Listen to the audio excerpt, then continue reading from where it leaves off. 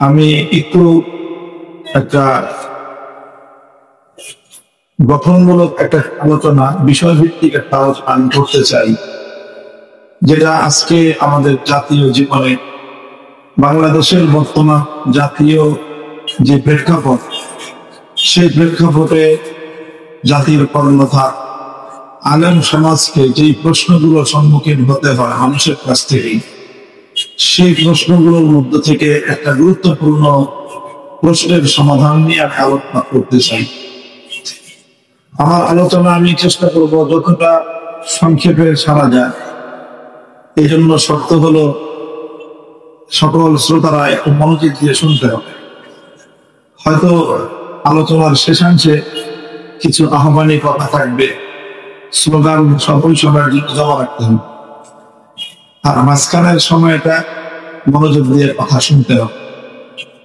আমার স্লোগান, আমি চাই যে আমাদের সন্তানরা, আমাদের কর্মীরা, আমাদের ছাত্ররা, তারা তাদের কণ্ঠ থেকে যেন আল্লাহু আকবারের স্লোগানের এই ধ্বনিকেও কেড়ে নিতে না হয়। কারণ আমাদের এই তরুণ প্রজন্মের কণ্ঠে আল্লাহু আকবারের ধ্বনি, এটাই হলো এ জাতির রূহ রাওয়া, এটাই হলো এ জাতির প্রাণ স্পন্দন। এই জন্য অনেক ভাবে চেষ্টা করা হয়, কখনো শক্তি প্রয়োগের মাধ্যমে, কখনো হুমকি ধুমকি প্রয়োগের মাধ্যমে, কখনো আতঙ্ক সৃষ্টির মাধ্যমে, আবার কখনো কখনো নেক্সুলোতে আমার তরুণ প্রজন্মের কাছ থেকে, কণ্ঠ থেকে আল্লাহু আকবারের এই নারা, আল্লাহু আকবারের এই ধ্বনিকে কেড়ে নেওয়ার জন্য নানা রকম আয়োজন হয়। আমি তোমাদের একজন ভাই হিসাবে, তোমাদের একজন অগ্রজ হিসাবে আমি তোমাদেরকে কথার ওসিয়ত করি যে তোমরা সব কিছু ছেড়ে দিলেও কণ্ঠের থেকে আল্লাহু আকবারের এই তাকবীর ধ্বনি যেন তোমাদের কাছ থেকে কোনো শক্তি কেড়ে নিতে না হয়।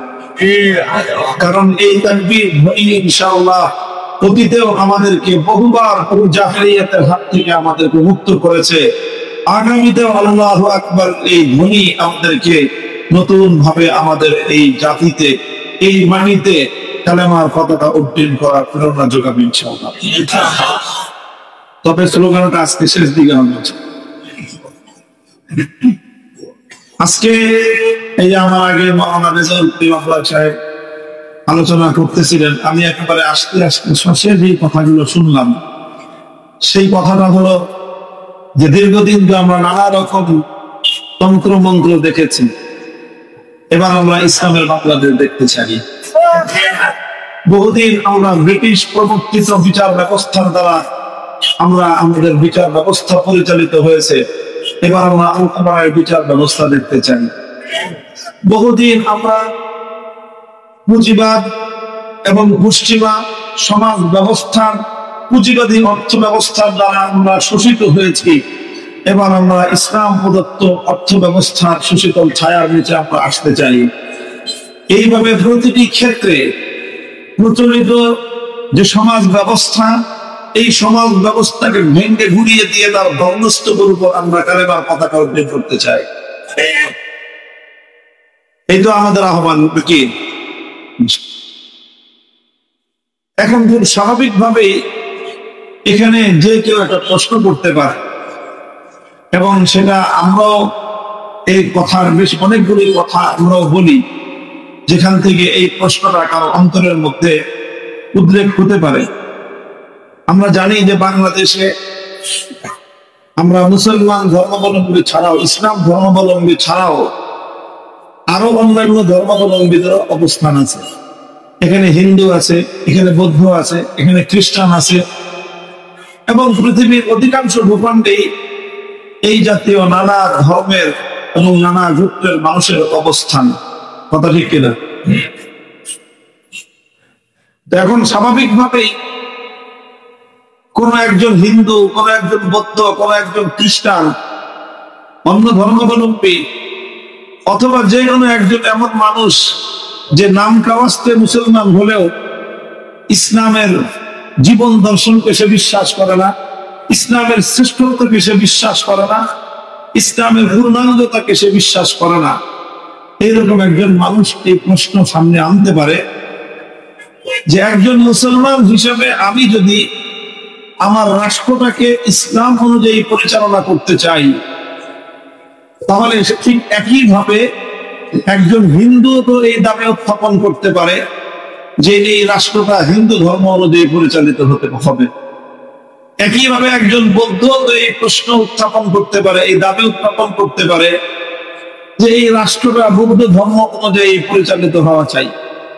একজন খ্রিস্টানও এই দাবি উত্থাপন করতে পারে যে রাষ্ট্রটা খ্রিস্ট ধর্ম অনুযায়ী পরিচালিত হওয়া চাই। এরকম দাবি উত্থাপিত হতে পারে কি পারে, এটা স্বাভাবিক। তবে সেই ক্ষেত্রে এখন প্রশ্ন হলো যে তাহলে সব ধর্মাবলম্বী যদি একটা দেশকে নিজ নিজ ধর্ম অনুযায়ী পরিচালনা করতে চায়, তাহলে তো সকল ধর্মাবলম্বীদের মধ্যে পারস্পরিক সংঘাত দেখা দিবে। আমরা চাইবো ইসলামী রাষ্ট্র গঠন করতে, হিন্দুরা চাইলো হিন্দু রাষ্ট্র গঠন করতে, বৌদ্ধরাও চাইলো, খ্রিস্টানরাও চাইলো। তাহলে একটা রাষ্ট্র কয়টা ধর্ম অনুযায়ী চলবে? সবগুলো ধর্ম ব্যবস্থা অনুযায়ী যদি রাষ্ট্র পরিচালনা করতে হয়, তাহলে ধর্মাবলম্বীদের মধ্যে পারস্পরিক আন্তধর্মীয় সংঘাত এবং কলহ, লড়াই বেঁধে যাবে। তখন তো রাষ্ট্রের অস্তিত্বই বিলুপ্ত হয়ে যাবে।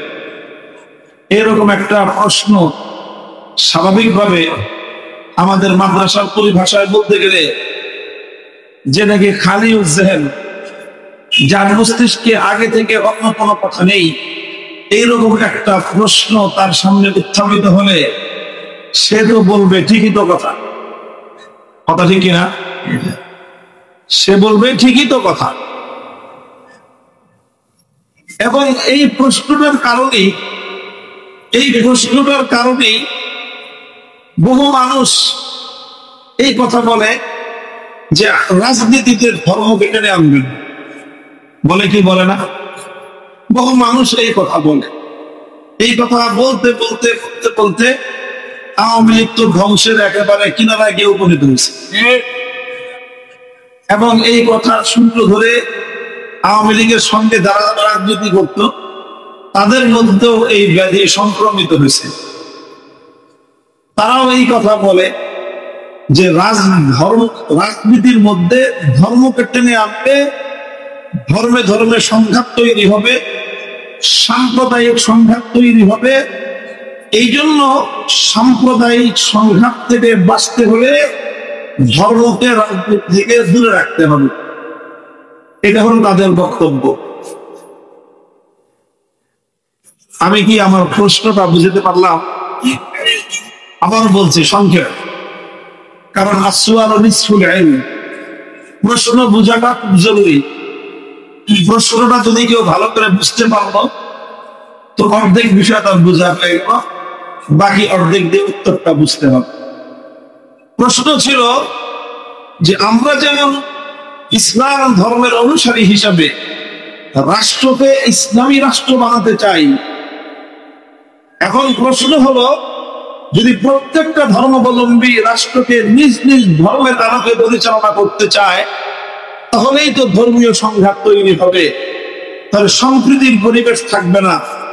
এই কারণেই রাজনীতির মধ্যে ধর্মকে টেনে আনাটা সমীচীন না বলে অনেকে মন্তব্য করে। কথা পরিষ্কার হলো? মুহতারাম হাজিরিন, আমার আলোচনার বিষয় হলো ছোট্ট এই প্রশ্নের সংক্ষিপ্ত উত্তর আলোকপাত করা। আমার সামনে ঘড়ি আছে, ঘড়ির কাঁটা দেখে দেখে আমি আলোচনা করব। এই প্রশ্নটা এটা যে কোনো মানুষের মনের মধ্যে আসতে পারে।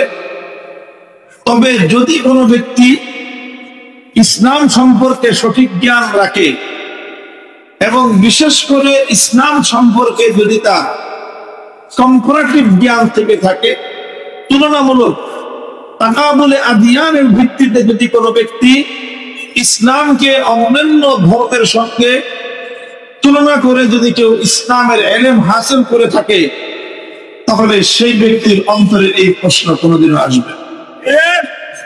এই প্রশ্ন ওই সকল লোকদের হৃদয়ে আসবে, ওই সকল লোকদের মনে আসবে যারা ইসলাম ধর্ম সম্পর্কে অজ্ঞ, তাদের অন্তরে এই প্রশ্ন দানা বাঁধবে, বাসা বাঁধবে। যারা ইসলাম সম্পর্কে প্রকৃত জ্ঞান রাখে না, ওই সকল লোকেরা এই প্রশ্নের দ্বারা প্রভাবিত হবে। যে সকল লোকেরা নামে মুসলমান হলেও প্রকৃত অর্থে ইসলামের পূর্ণাঙ্গতা এবং ইসলামের সৌন্দর্য সম্পর্কে তারা মূর্খতার গহ্বরে বসবাস করে।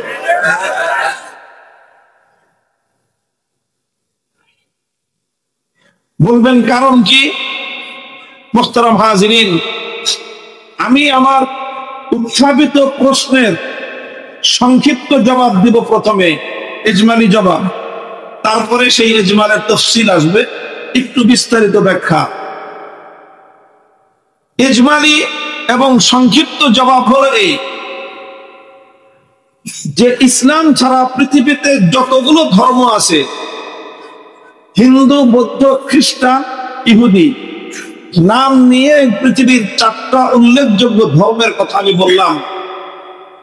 এই 4টা ধর্ম সহ পৃথিবীতে পূর্বাপর যত ধর্ম আছে, অন্য কোন ধর্ম, আবার বলছি, ইসলাম ছাড়া পৃথিবীতে হিন্দু, বৌদ্ধ, খ্রিস্টান, ইহুদি সহ যত ধর্ম পৃথিবীতে আগে ছিল, বর্তমানে আছে, ভবিষ্যতে জন্ম নিবে, কোন ধর্ম পৃথিবীর মানব জাতির জন্য প্রয়োজনীয় রাজনৈতিক ব্যবস্থা সম্পর্কে কোন দিক নির্দেশনা দেয় নাই, দিতে পারে না।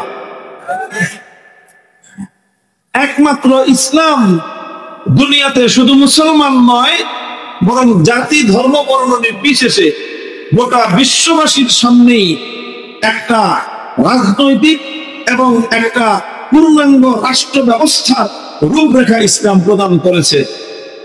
যেহেতু ইসলামই একমাত্র ধর্মগুলোর মধ্যে এমন ধর্ম, যেই ধর্ম মানুষের কাছে রাজনৈতিক বন্দোবস্ত দিতে সক্ষম, ইসলামই একমাত্র ধর্ম যেই ধর্ম দুনিয়ার মানুষের কাছে রাষ্ট্র ব্যবস্থা সম্পর্কে একটা রূপরেখা, একটা মডেল, একটা রোডম্যাপ দিতে সক্ষম। ইসলাম ছাড়া অন্য কোন ধর্ম যেহেতু এটা দিতেই সক্ষম না, সুতরাং অন্য কোন ধর্ম এই ক্ষেত্রে ইসলামের সাথে প্রতিযোগিতায় আসতেই সক্ষম। ভাই, একটা জায়গায় মারামারি, ঝগড়া বিবাদ কখন হয়? একটা জমির মালিকানা যদি 4 জন দাবি করে, তখন সে না 4 জনের মধ্যে সেই জমির মালিকানা নিয়ে বিবাদ হইতে পারে। কথা বলেন ঠিক কিনা? আর একটা জমি যদি মালিকানাই দাবি করে একজন, তাহলে সেই জমিতে কোনোদিন দ্বন্দ্ব এবং সংঘাত তৈরি হতে পারে। একটা উপায়ে পাও, একটা জমির মালিকানার দাবিকারী একজন, সেই জমিতে দ্বন্দ্ব সংঘাত উপায়ে হতে পারে। সেটা হলো এই, যেই ব্যক্তি ওই মালিকানার দাবিদার, বৈধ উপায়ে সে দাবিদার, অন্য কোন অবৈধ দখলদার যদি ওই বৈধ মালিকের মালিকানা থেকে তাকে উচ্ছেদ করে তার জমিতে যদি অবৈধ দখলদারিত্ব প্রতিষ্ঠা করতে চায়, তখনই অবৈধ দখলদার আর বৈধ মালিকের মধ্যে সংঘাত তৈরি হতে পারে। ঠিক তদ্রূপ এই পৃথিবীতে রাষ্ট্র ব্যবস্থা পরিচালনার ক্ষেত্রে ইসলাম ছাড়া অন্য কোন ধর্ম দাবি করে না। হিন্দু ধর্ম এ কথা দাবি করে না যে রাষ্ট্রকে হিন্দু ধর্ম অনুযায়ী পরিচালনা করা যায়। বৌদ্ধ ধর্ম এ কথা দাবি করে না যে রাষ্ট্রকে বৌদ্ধ ধর্ম অনুযায়ী পরিচালনা করা যায়। ইহুদি এবং খ্রিস্টান ধর্ম এ কথা দাবি করে না যে রাষ্ট্রকে ইহুদি বা খ্রিস্ট ধর্ম হিসেবে পরিচালনা করা যায়।